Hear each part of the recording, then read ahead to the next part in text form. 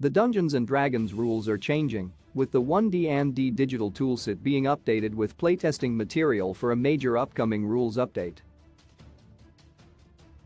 1D&D has an Unearthed Arcana article called Character Options, which paints a picture of what the rules will look like in the future. This raises the question of how the 1D&D rules will work with the existing D&D 5e rules that have been in print for nearly a decade. D&D 5e has helped propel the game to mainstream levels of fame. This is likely the reason why Wizards of the Coast hasn't even breathed a mention of D&D 6e, as the current version of the game is selling incredibly well and is often praised for being the easiest edition of the game for new players to learn. It makes more sense to support D&D 5e and gradually upgrade the rules over time than to risk losing the current audience on a brand new edition that might not be received well by the fanbase. Wizards of the Coast announced that the D&D 5e rules will be updated in 2024, with new versions of the 3 core rulebooks being released to mark the 50th anniversary of the game. There have already been player surveys released that have asked fans for their opinions about the game, but the new Unearthed Arcana articles on D&D Beyond feature rules changes that are being considered for the next version of the game. Does this mean that the existing D&D 5e books will become irrelevant in the future? 1D&D and the upcoming D&D 5. 5 will be compatible with D&D 5e. One thing that Wizards of the Coast has established since first announcing the upcoming D&D 5 rules update back in 2021 is that it will be fully compatible with all of the D&D 5e books that are on the market. This will include all of the D&D books that are coming out in 2023, including Keys from the Golden Vault, Phandelver and the Return of the Planescape campaign setting. The D&D books that were released in 2014 will still be usable with the new versions of the books. Sort of. The Character Options Unearthed Arcana article those contain some new rules, and if they're printed in the new player's handbook, then there will technically be 2 classifications of rules, and it will be up to each group to decide what ones they're using. With that being said, there's nothing in Character Options that stops any of the content from the player's handbook from being used, and the same is expected to be true of future 1D&D content updates. Adapting 1D&D rules. Tasha's stat rules and new feats are linked to overhauled backgrounds. The players who wish to adapt their existing characters to the 1D&D rules can do so with a little work.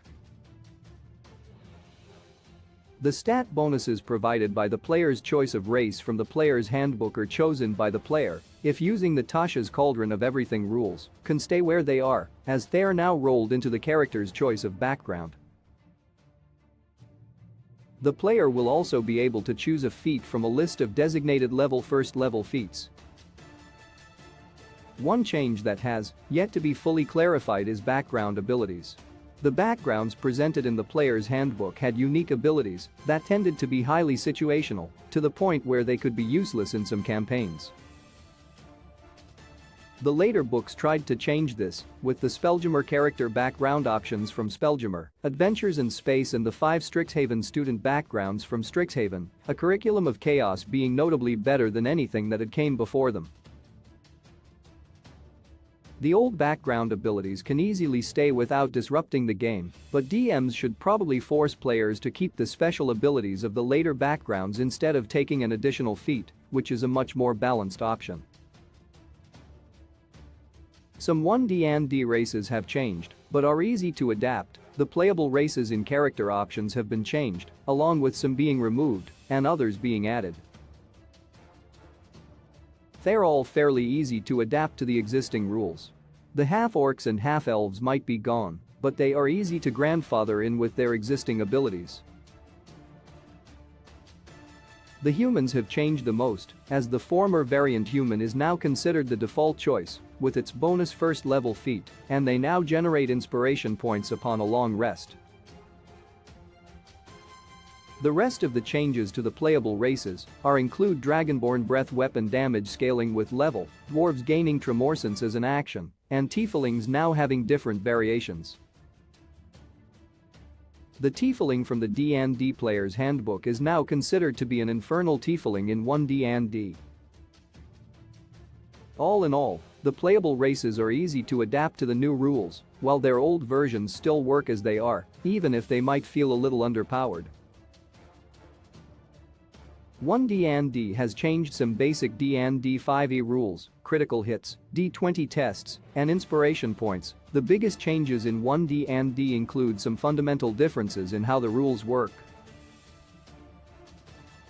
Character options has changed how critical hits work, unarmed strikes, and the grappled condition, as well as making inspiration points a mandatory part of the game, which is tied to certain feats and how the human playable race functions. Critical hits are a lot weaker and cannot be done monsters, NPCs, or spells. 1D&D has made a homebrew rule canon, with all contested D20 rolls now auto-failing on a 1 or auto-succeeding on 20, whereas this was only the case with attack rolls and death saves in the base version of the rules. These are some pretty big changes, but there's nothing here that would prevent players from using the 5e rules as written. D&D's inspiration points rules are already an optional part of the game. Most people already use the new D20 test rule, and the changes to grappled and critical hit are easy enough to implement. Character Options is the first in a series of Unearthed Arcana articles that will outline the new D&D rules, but the old books can still be used. There is a definite power creep happening with the new rules, as well as a lot of balancing of different mechanics, but the game is still recognizable as D&D 5e. All of the content in Character Options is also playtesting material, so it's unclear how its content will look when it's printed in an actual Dungeons & Dragons book. Source: D&D Beyond.